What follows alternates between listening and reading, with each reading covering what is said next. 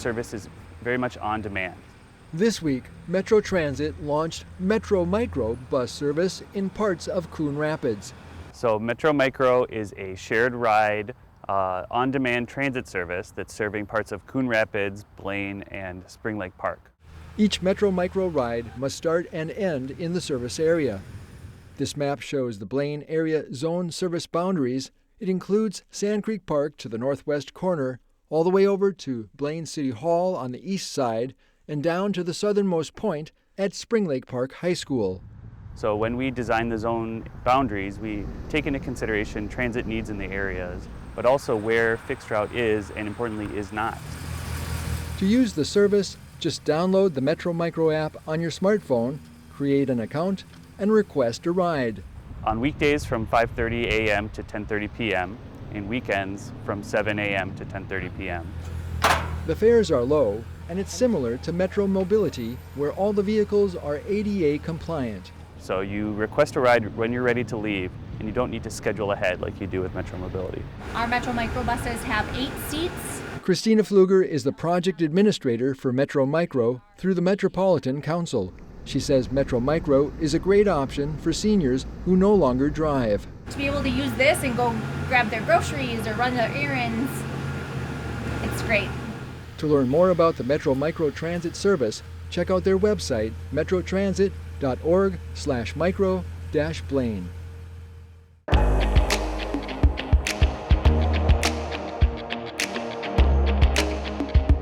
Costco is planning to relocate and double the number of gas pumps at its Coon Rapids location. The City Council recently approved a planned unit development for the project. The current fuel facility consists of 10 pumps on the northeast corner of Costco's property. At peak times, the gas operation can cause traffic congestion on Northdale Boulevard. That left turn in right into the back of the existing queue, it's not as organized as we would like to put it politely. And so safety is the main motivator for this. Costco is currently purchasing the vacant TGI Fridays restaurant near the southwest corner of their property along Main Street. There, they plan to construct 20 pumps with 40 fuel dispensers with access off Riverdale Boulevard. In addition, the new fuel facility will have the capacity to service and queue a total of 84 vehicles, which is 3 times more than what's expected on a typical Saturday. Costco says similar expansion projects have experienced a 30 to 75% reduction in peak queues and wait times.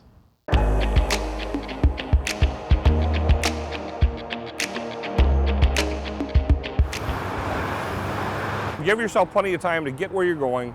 As part of the ongoing effort to add a third lane to Highway 10 in Coon Rapids, drivers have had to navigate some major ramp closures. We've got westbound Highway 10 to Hanson Boulevard closed so we can rebuild Highway 10 there. That's where the third lane is going to be. We also have Hanson Boulevard to eastbound Highway 10 closed for reconstruction of the highway at the base of the ramp and then to tie that ramp in with the highway. By September 25th, both ramps on the east side of Hanson Boulevard should be open before work moves to the other side of Hanson. But then we're going to have to close ramps, the other ramps at that location, and then we're going to have to come up and work on the ones at Main Street. MnDOT is also making critical repairs to the damaged bridge at Round Lake Boulevard. Crews will shut down the bridge over Highway 10 between Friday night, September 12th, through Monday morning, September 15th. This weekend, we're going to be taking out the damaged beam and we're going to be replacing it. And then we're going to start removing some of the concrete deck above the beam. And then the next week or so, we're going to have some additional closures on southbound Round Lake Boulevard so that we can pour a new bridge deck. Drivers should plan to give themselves extra time to make it to their destination during the periodic closures. Once we're done with the work this year, we'll have all the ramps open and we'll have 3 lanes of traffic in each direction. MnDOT expects the majority of the work on Highway 10 to be done in November, with an additional coat of asphalt and new striping to take place in the spring of 2026. Hopefully when we're done, we're going to have a lot less congestion up here. It's going to be safer for people.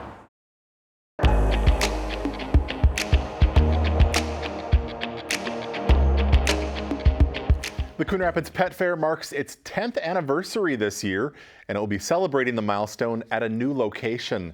The 2025 Pet Fair is taking place on the grounds of the Coon Rapids Civic Center on Saturday, September 20th from 10 a.m. to 1:30 p.m. There will be a mix of both indoor and outdoor activities for pet owners and their furry friends.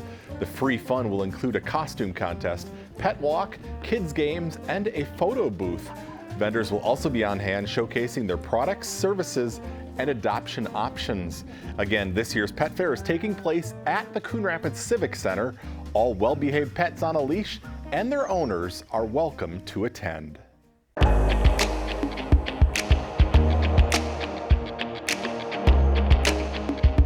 We had a flood.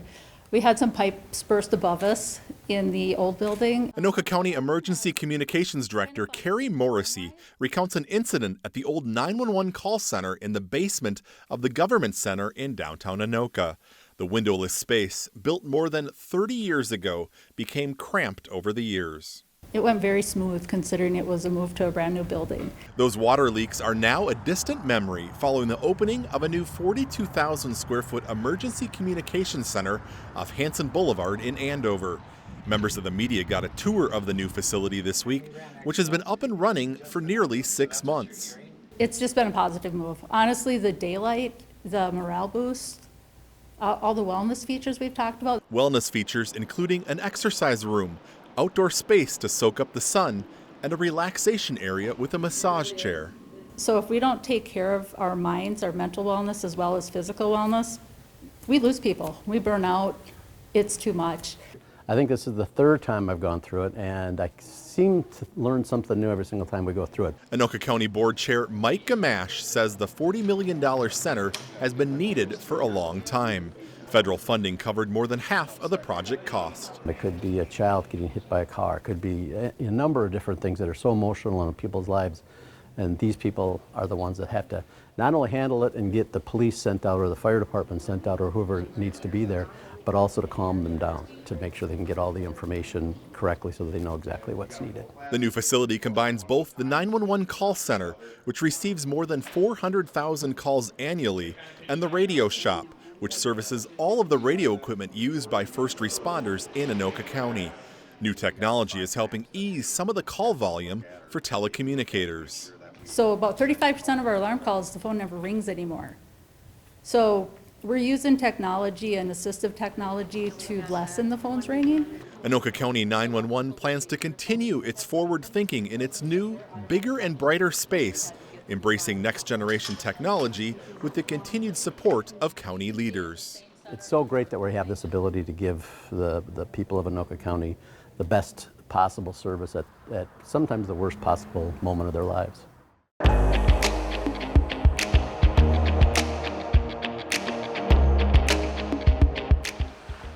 All right, here we go, boys and girls. Our registration is open right now. The state of hockey has deep roots in youth hockey programs like the one at the Coon Rapids Ice Center. We play half ice scrimmages, we do full ice scrimmages. Number 97, Silas Kimpling, and number 87, Danny White, both 8, play on the Mites traveling hockey team. I met him on the second day of hockey. Silas and Danny became fast friends, and that was 4 years ago. We get to go to tournaments, we play games. Right now we have about 100 mites typically on the ice throughout the season.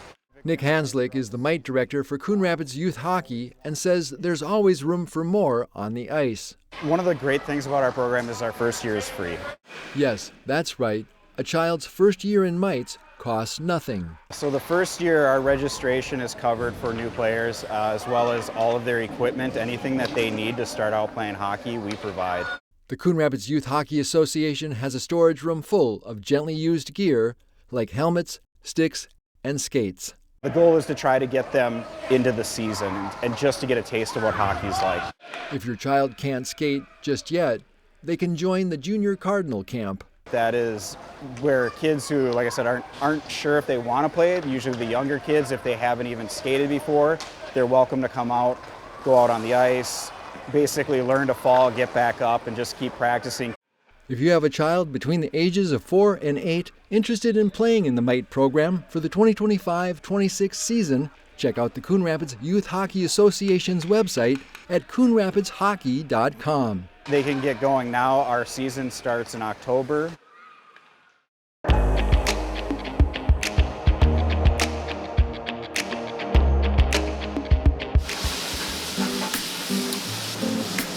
We have a lot of infused meals.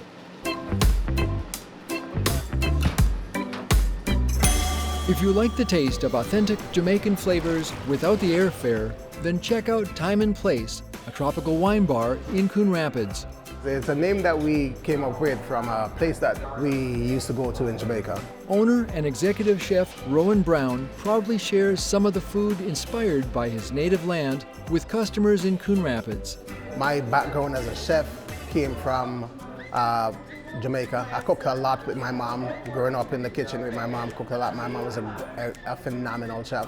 Time and Place offers its customers a delightful fusion of Jamaican and Asian American dishes like jerk chicken egg rolls. We sell a lot of egg rolls, jerk chicken.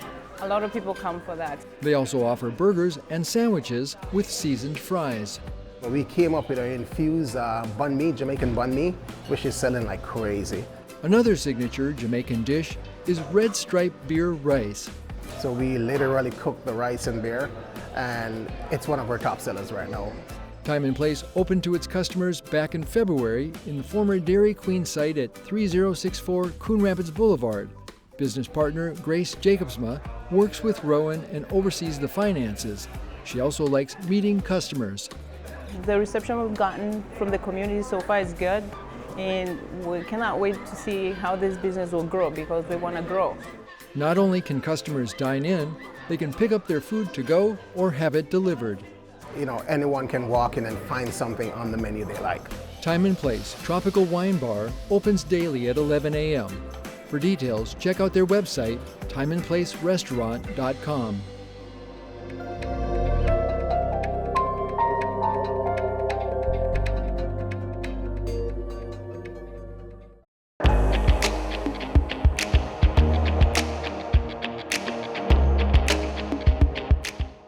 They drove up over 2,000 miles to come be with us.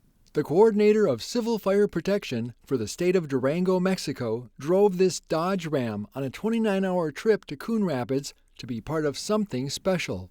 It is Minnesota's first public safety-focused sister city partnership with Mexico and the very first international alliance of its kind for our council.